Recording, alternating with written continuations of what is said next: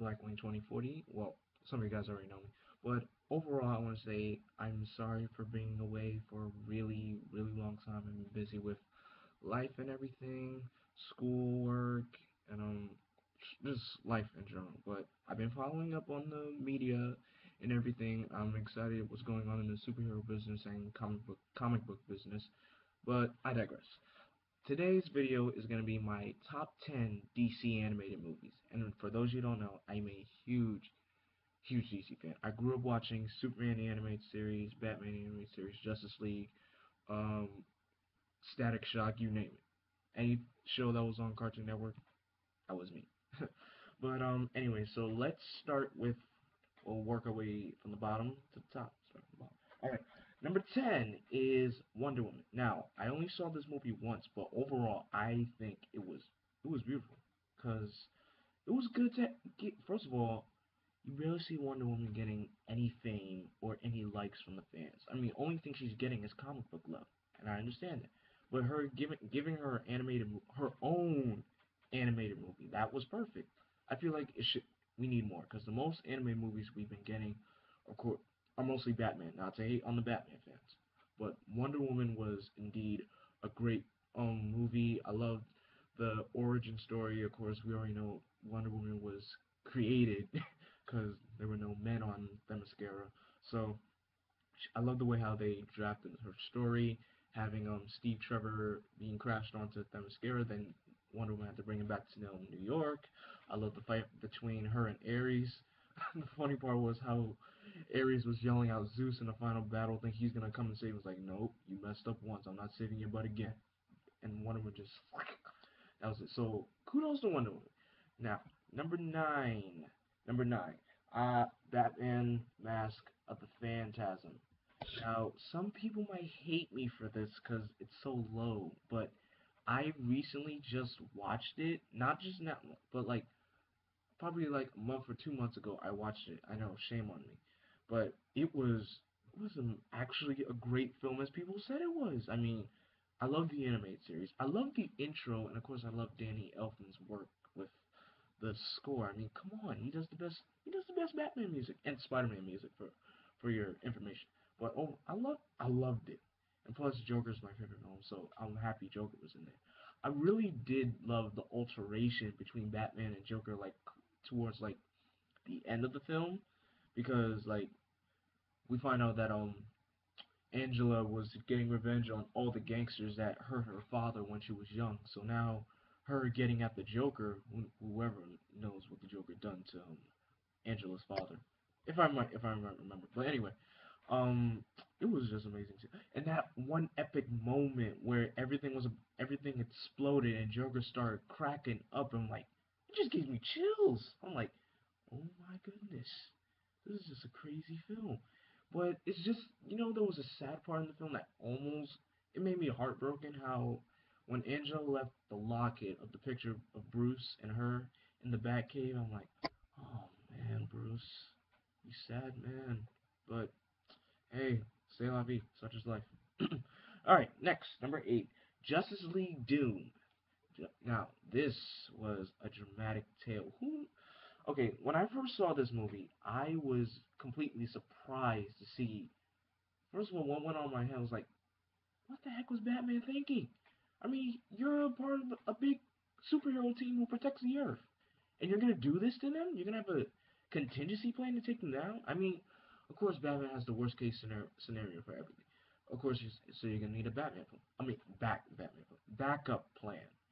But it's just I don't. But the Legion of Doom, I love the Legion. Of course, I love seeing an alteration between Wonder Woman and Cheetah because those two are like they go at it all the time. Superman and Metallo.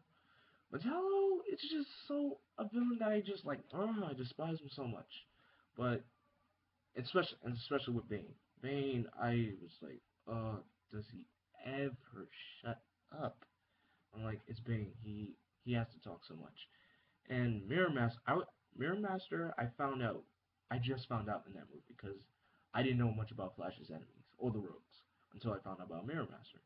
So in the comics, he's like a good villain, but in this movie, everyone was so devious and devil-like. They want to kill the whole league. I'm like, oh my goodness. But overall, I did love Cyborg. I loved loved Cyborg in this movie because I didn't know. I was like when I was younger, when I first watched it, I didn't know Cyborg was part of the Justice League. So like, okay, Cyborg's part of the Justice League. Sad part is I did not expect one booyah in that movie. I don't think he said booyah in that movie. I mean, I'm good with. Just remember with Teen Titans, Cyborg was like booyah, but Justice League Doom number 8, number 7, Superman, Batman, Public Enemies. Now, I have the comic book for this movie. And the sad thing is, I saw this movie and then read the comic book adaptation. But I love the Superman Batman team up. Those two are like, those two are like yin and yang, like fire and ice, thunder and lightning. Those two together, they're like kablamo. But Lex Luthor with this presidential campaign thing. You know when you have your own favorite villains and you just hate them so much? Lex Luthor is one of those villains that I hate but like so much. But Lex, he got what he deserved. I already saw with this whole presidential thing, he had something up his sleeve. Cause it's Lex Luthor. You know you can't trust this guy. What do you expect to come from it? Anyway, so I loved seeing well Starfire was in this movie, but she didn't even say one word. My favorite part of that movie was when Superman and Batman were going against all those enemies who wanted a bounty on their head for $1 billion. Like you guys, and the sad thing is, if you guys want supervillains want $1 billion, go rob a bank, go to a vault, rip it open, just take from them. What's come on, a bank probably has $1 billion stored in it. But anyway, like so it was an amazing tale just to see those two. It was just and plus to see those two next to each other, it's awesome to see those. All right, next up, Superman Unbound. Now, I what I loved about this movie, Brainiac, because Brainiac is one of my favorite all-time favorite Superman enemies. I love his concept. I love his character. Dude wants to know the knowledge of. He wants to know the secret of everything. It's like physics and psychology mixed in one. So Brainiac is like this all powerful villain who wants to know the secret to everything. But tell me one thing: do you have to kidnap cities just to do it? I mean, come on, you're flying around on a skull ship. I mean, come on, what do you need to capture cities for? I know you're just trying to gain knowledge of what they do, but jeez, but he's so cold-hearted. And Supergirl in the Supergirl in the film, she was a tad bit whiny in some parts. But hey, it's Supergirl. What are you gonna do with her? She's a teenage superhero. I love the moment where Brainiac was talking to Superman, and then when he had Metropolis in on his ship, like in the little jar, he was talking. And Lois is staring right out the window and looking at him, and she just did. I'm like, oh my gosh, she actually did that. And forgive my antics, folks, because I usually don't do that. So forgive me. Next on the list is Batman Under the Red Hood. Who I love that movie because it first introduced me to Jason Todd. Because when I was growing up, I only thought Robin was just one person, like just one Robin. And then hearing about Nightwing was like, who's Nightwing? He was the first Robin. Wait, so there was more than one Robin? And like, yes. And then I find out there was a Robin that actually died. I'm like, are you kidding? How many Robins are there? So I find out Red Hood was the second Robin, Jason Todd, and Joker killed him. So I'm like, ouch, ouch, ouch, ouch, ouch. But I loved Red Hood in this movie. He was like a total. He was just so awesome in the movie. My favorite part was when he had all the gang leaders in one room, and then he had the AK-47 start shooting at them. It's like, I said, sit down. You wanna die? This is an easier way to kill yourself. Yeah, sure. Yelling at the guy who's holding the AK-47. No selling drugs to kids. You got that? If you do, you're dead. The way he said you're dead like that, like, now get out. He just, at least he had a soft spot for the kids. Like, no selling drugs to children. So, because children are not supposed to be having drugs. So I understand that. But overall, I love the final confrontation between those two, and then how he beat Joker to a pulp, and then Joker was like, Joker didn't even care what happened to him. He was like, if he dies, who cares? But overall, that movie was just like, it was awesome. Next on my list, Superman Doomsday. Now, this was the first ever DC animated movie, not not counting the DC animated universe films, because most of those films were Batman films. But Superman Doomsday, oh my gosh, it was so beautiful. That fight between Superman and Doomsday was just so, it was just action packed and just fist brawling and everything. And of course, Superman took that one action to just fly right into space while holding Doomsday and bring him crashing down to the Earth like a meteor. I was like, Superman's not getting up from that because Doomsday just beat him to a pulp. And then just to see the memorial, how Metropolis loved him so much. And then, no, the scary part in that movie was when that fake clone Superman dropped him, Toyman, on top of the car. I'm like, oh my gosh. And and you know what the sad part is? Why put Mercy Graves in the movie when she wasn't even gonna last that long? I mean, Lex just shot her like that. I'm like, girl, you didn't see that coming? Like, he's your boy. No, tell me why would Lex do that? I mean, in Superman the Anime Series, Mercy was his chauffeur apparently, but in this movie, she's like, of course, his personal assistant. You're gonna kill your personal assistant who knows who helps you out in your everyday business life? Like, Lex, you are so cold hearted. I mean, come on, what's wrong with you? But I did love how he came back and fought the evil clone of Superman, and how it was and how it took place just like in the comic books with the reign of the Superman. And I didn't read those comics, so don't get mad at me. All right, next, number three, Green Lantern First Flight. Now, I love this movie so much because Green Lantern is one of my favorite superheroes. I just love that final battle between Hal Jordan and Sinestro, especially for having Sinestro get his the yellow ring. It was just it was so awesome. And I would say this, my favorite character in this movie was Chip, the little squirrel lantern. How he was like, why I gotta do it? Let the new guy do it. He was just whine and whine about everything. It was so funny to have a little squirrel complain about everything. But I love the story. I love the concept, especially how interacting mostly with the alien life for Hal Jordan. Of course, it wasn't hard. Well, I mean, it was hard because none of the lanterns like him. But overall, I mostly enjoyed the final battle. That was mostly what I enjoyed, and that movie was mind blowing. That's definitely, I recommend that movie for all you Green Lantern lovers, or want to get into Green Lantern. Watch that movie. All right, number two, Justice League Flashpoint Paradox. Now this movie is so mind blowing. I thought it seemed more like a Flash movie. I mean, what was the point of saying Justice League Flashpoint Paradox when it was more like a Flashpoint movie? So just should have just called the movie Flashpoint. But overall, I mostly enjoyed Flash in this movie. I loved how the concept of Bruce dying, his mother became the Joker, his father became Batman, Superman got kidnapped. Well, not kidnapped. He was taken to wherever facility. Cyborg works for the government, and what the sad part is, this war between Wonder Woman and Aquaman. That was such terrible.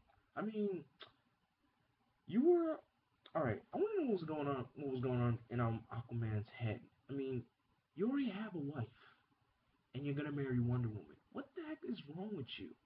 And then Mara goes off to try to kill Wonder Woman, and she kills her. She kills Mara, and now she has the crown on her head.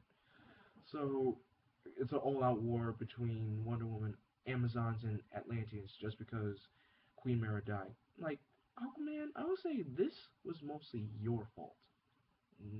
Not, it wasn't. But here's the thing, though. Here's a flashback about this flashback. In the comic book version of Flashpoint, the real cause of this war was between Artemis and I think it was either Aqualad or Ocean Master. It was someone. It was between Artemis and Ocean Master. They wanted for them to be at war because they did not like the concept of Atlanteans and Amazons being friends and all, blah blah blah. But I was just like, Aquaman, you got a wife. Just go on with your life. All right now. Now that was number two. Now I will say some honorable mentions because I have some favorites in here. Superman versus the Elite, because I love how they showed Superman's true power in that movie. Next is Dark Knight Returns Part 2, because I love I love the Joker in that movie, because he was just when they were at the fair, Joker just shot anyone in sight. So I was just ugh. Next, Batman Year One, because I loved how that let's say origin story between Batman and I heard the comic book is for that version is a really good read. And my last honorable mention is Justice League Crisis on Two Earths, because who doesn't want to see the Crime Syndicate added with the Justice League? That was a pretty awesome touch, and I love this one. Oh, and one more honorable mention: Sub Zero. That movie was so beautiful. Mr. Freeze is one of my all-time favorite Batman enemies, and I love the moment when he found out his wife was well, and then tears welled up in his eye. I was like, "Congratulations, Freeze, your wife is back." And then in the new Batman Adventures, where he was nothing but a head, I kind of felt bad for the guy, and yet not. But I really felt bad that your wife left you, and now you're gonna go on a rampage and just freeze Gotham just because your wife left you. One, for Freeze, grow up. Two, I'm sorry for you. Now, for the number one pick, my number one favorite DC animated movie is Batman Beyond: Return of the Joker. Now I'm gonna explain this. I loved Batman Beyond growing up, and just to see Joker return in that movie, it was just so awesome. And of course, but if you guys want to see me act out the scene during the final battle, you could find that video. I'll leave it a link in the description below. So I love Batman Beyond. And Terry is like he's a cool Batman, a teenage Batman with a high tech suit. And Mark Hamill, oh my gosh, Mark Hamill's Joker, you gotta love it. You gotta love it, cause when he does that laugh, it's just so spooky, so scary, and so amazing to hear. And of course, you gotta love hearing Kevin Conroy as Batman and Tara Strong as Batgirl. It was so awesome. And to see an older version of Tim Drake is my all-time favorite Robin, and just to see, but I was just so sad to see what happened to him, cause he got caught off guard, and Joker kind of really deserved what he done to him. I mean, he didn't deserve shot, that shot in the chest, but he kind of deserved it. But whoo, so those were my top 10. What do you guys do you guys like it? And in the comment section below, tell me your favorite top 10 DC animated movies. And don't forget to like, comment, and subscribe. And until then, I'm vengeance. I am darkness. I am Blackwing. Stay golden.